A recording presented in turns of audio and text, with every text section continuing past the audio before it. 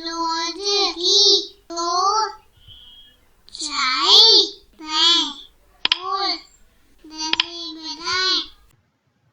friends, how are you? So today we are going to do another activity that has been taken from your book Marigold Class 4 NCERT from the chapter Helen Keller.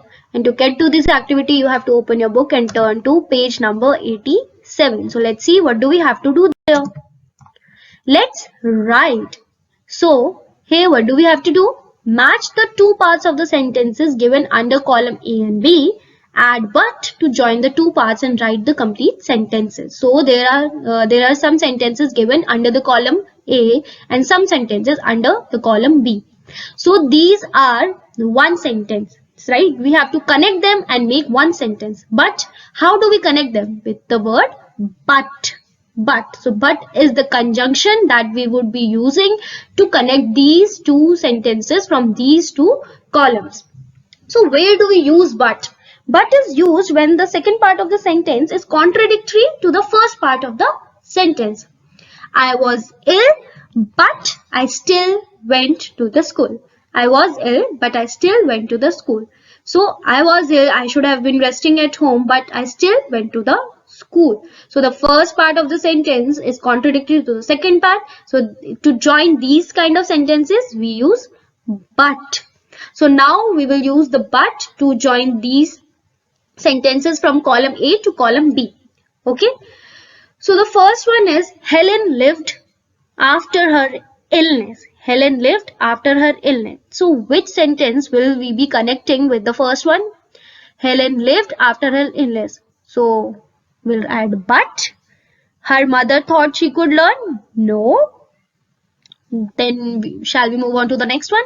Helen lived after her illness, but she did not understand what she was doing. No, it does not make sense, right?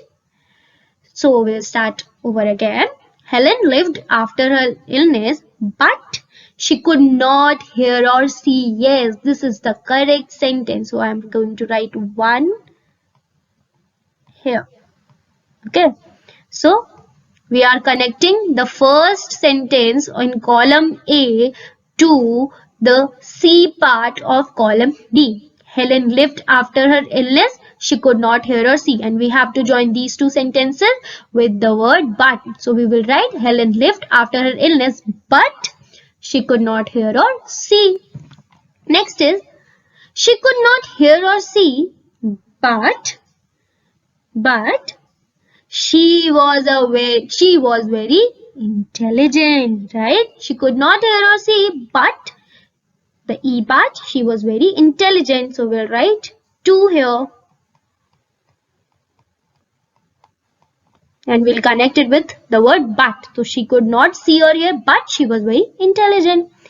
People thought that she could not learn anything. So do you remember this part comes in the story as well? People thought that she could not learn anything. So who disagreed? Her mother. So we will join the third part with the A part. Okay.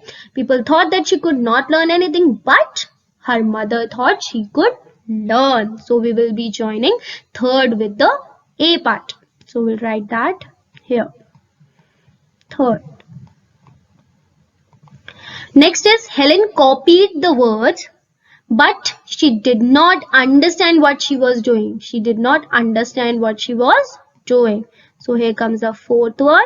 And the last one is Miss Sullivan was strict, but she was kind to Helen. So here comes the fifth one. So we have connected all the parts of column A to all the parts with column B. And we know that while we are connecting it, we have to write but before we start to write the sentences that have been given in column B. So let's write those as well. So here are the column A, here is the column B, and let's write all the sentences in the proper way. So the first one is Helen lived after her illness, but she could not hear or see. See, here I have written it. Helen lived after her illness, but she could not hear or see.